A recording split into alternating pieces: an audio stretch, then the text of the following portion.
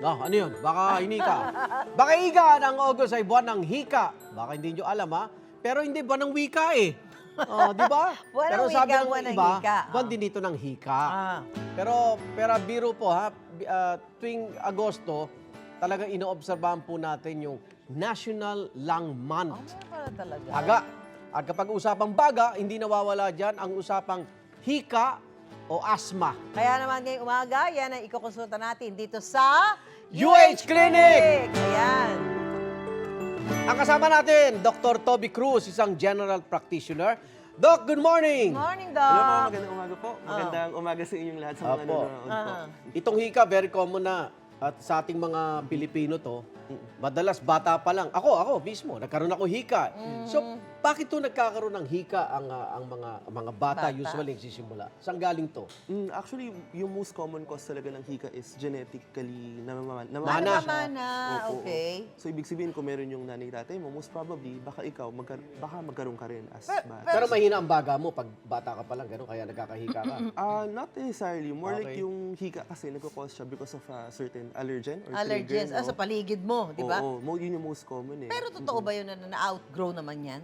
Oh, most commonly, na-outgrown talaga siya. So parang eventually, yung bata, di ba, nagkakahika, tapos pagtanda, lumalakas yung lungs, overcome. Pero okay. not all cases. Exercise. Paano malalaman na hika na yung iniinda ng isang tao, halimbawa ng bata, na hindi pala simpleng ubo lang? May mga test ba dito, Doc?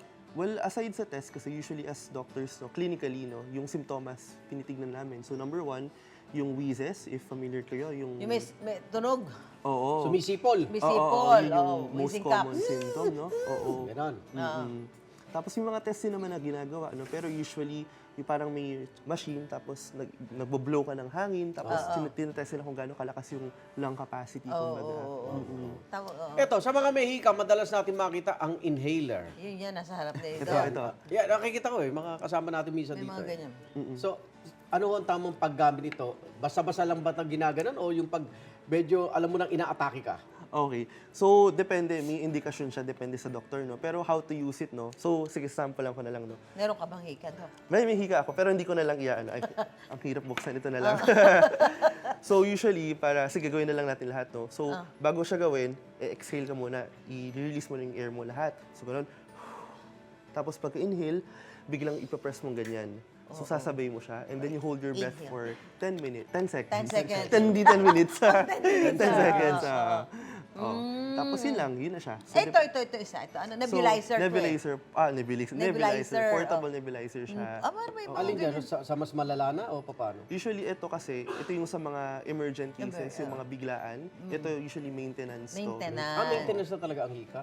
Oo, may mga cases na kailangan ng maintenance eh. Kasi nga, yung triggers, May hindi kilala ko nawawala, merong kilala habang buhay, may ganyan na eh.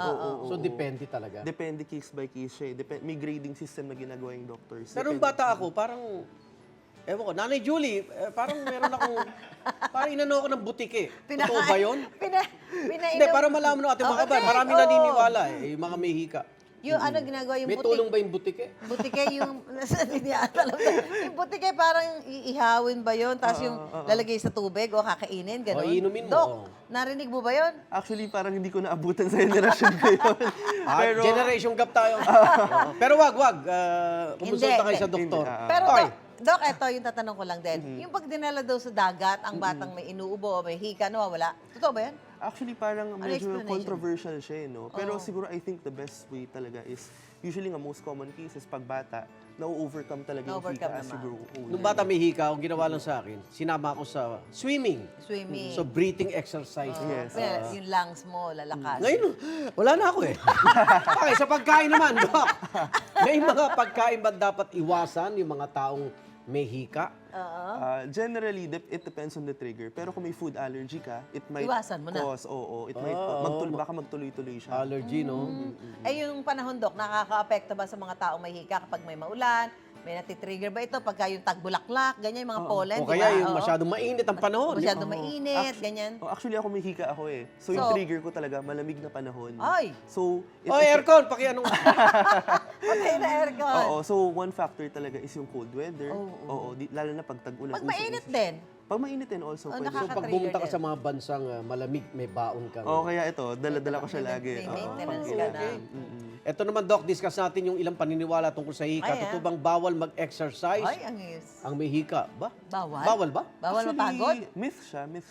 Mas okay nga na mag-exercise Oo para nga. lumakas yung baga mo. Oo nga. Although may cases na yung minsan asthma can be triggered by exercise, pero syempre, kaya kami gamot para Kaya kami makontrol siya. ganyan. Oo. Pag may hika ka, hindi ka na pwede manigarilyo. Mag-vape.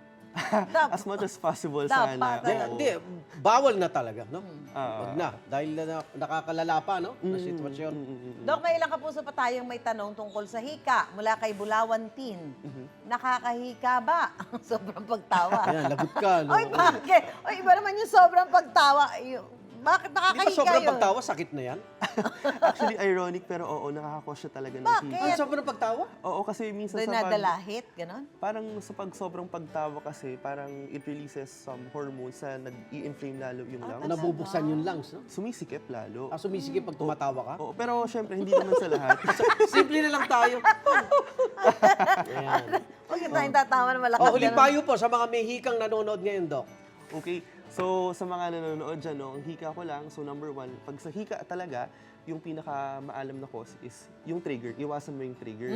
Kasi habang nandyan yung trigger, hindi talaga mawawala yung hika. So kung hindi man maalis, nandito yung mga medikasyon para matulungan kayo. So paalala ko lang, no, hika is treatable. Treatable, oo. So it's very, very death preventable. Ika nga, no? So kung meron kang hika, punta ka na sa doktor mo para maalagaan ka. Oo, malaman yung maintenance Magabayan mo. ka. Ay, maraming salamat, Dr. Toby Cruz. Sana nakatulong tayo sa mga kapuso natin na may hika. Basta usaping pangkalusugan, kukonsulta natin yan dito sa UH Clinic. Wait! Wait, wait, wait! Wait lang! Huwag mo muna i-close. Mag-subscribe ka na muna sa GMA Public Affairs YouTube channel para lagi kang una sa mga latest kwento at balita. I-follow mo na rin ang official social media pages ng Unang Hirit. Thank you. O sige na,